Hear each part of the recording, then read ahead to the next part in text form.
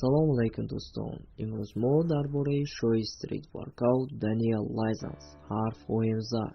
Даниэл Лайзанс 22 сола, се карате чемпиони ҷаҳон ва яке аз сегонаи беҳтарин дар стрит воркаут мебошад.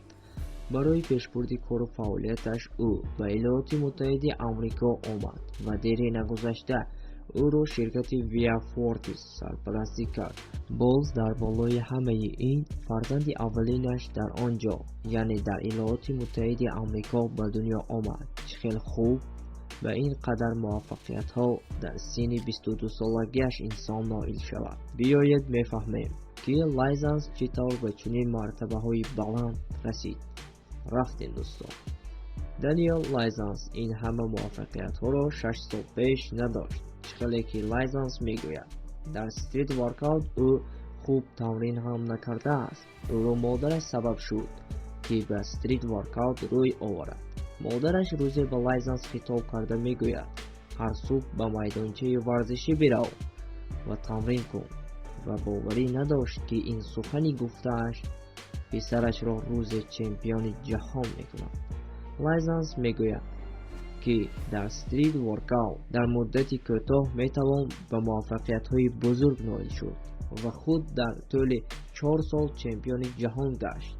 ва шумо мумкин дар тӯли 2 сол чунин муваффақ шавед, агар ки шумо тамринҳоро хуб ба роҳ монед ва аз пайи ҳадафҳои мондаатон ҳаракат кунед.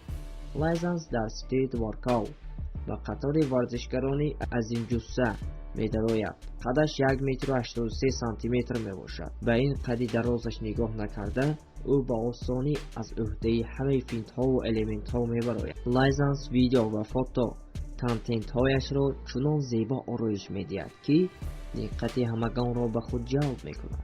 Лайзанс барои камера, як микрофон ва объектив барои сабти наворҳояш бо арзиши $2000 харидорӣ кард, ки ин далолати онро медиҳад. Лайзанс касбу корашро сахтдӯст медорад. касоне ки ба канали Даниэл Лайзанс ворид шудаанд, медонанд, ки контентҳояш лайфстайл мебошад. Лайзанс дар бораи омӯхтани ягон намуди элемент дар стрит воркаут ба касе маслиҳат намедиҳад ва он элементҳоеро метавонад ба дараҷаи олияш ҳамон элементҳоро то ҳанӯз дар мусобиқаҳо такрор мекунад. ба Лайзанс яке аз подписчиконаш савол медиҳад: дар канали ту наворҳо оиди омӯхтани ин ё он элементҳо дар стрит воркаут мешавад ё на? Лайзанс дар ҷавоб мегӯяд: ман намехоҳам сирри муваффақиятҳоямро ба касе нишон диҳам ва касе ҳам ин корро намекунад. медонам дар сомонаи YouTube бисёр наворҳо оиди омӯхтани ин ё он элементҳо ҳаст, локин ман ба ягонтаи он наворҳо ва маслиҳатҳои гуфтаи он блогерҳо бовар надорам. он блогерҳо аз он маслиҳатҳои ба одамон медодаашон худашон истифода намекунанд. Лайзанс дар бобати хӯрок ӯ ягон паҳрез намекунад ва чизеро ки мехоҳад мехӯрад.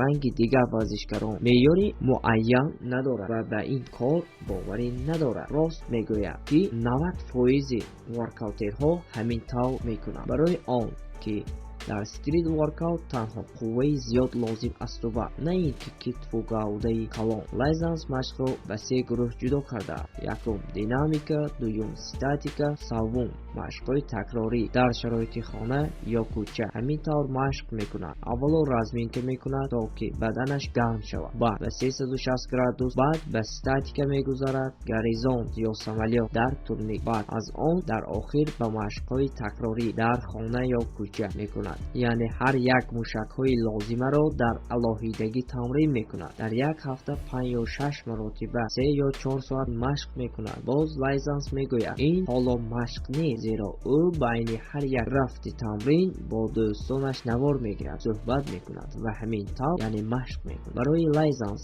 машқ як ин шуғли дӯстдошта аст ва на ин тамрини 4 соата. дар саволи чаро ту чемпиони ҷаҳон гаштӣ, Лайзанс гуфт, ки бисёр مسابقه بودم. من در آنجا شکست خوردم زیرا همه‌اش وابسته به سودیهای آنجا بوده است. چطور بهاگذاری میکنم؟ لایزنس میگوید یکی به استاتیکا و دیگری به دینامیکا و در آخر به حرکت‌های خطرناک اهمیت می‌دهم. برای همین هر یک ورزشگر باید همه جهت با قوت باشد. با همین نوار امروزمان را به آخر می‌رسانیم. این بود معلوماتی جمع کرده ما آیدی شاه استریت ورکاوت دانیل لایزنس. خیر میگویم با شمایان دوستان تا نوار آینده. اگر به شما چنین نوارها پسند باشد پادپیسات کنید، لایک مونین، فکرتان را در کامنتاری نویسید و به دوستانتان نیز این نوار را ارسال کنید. تا دیدار آینده، خدا نگهبانتان.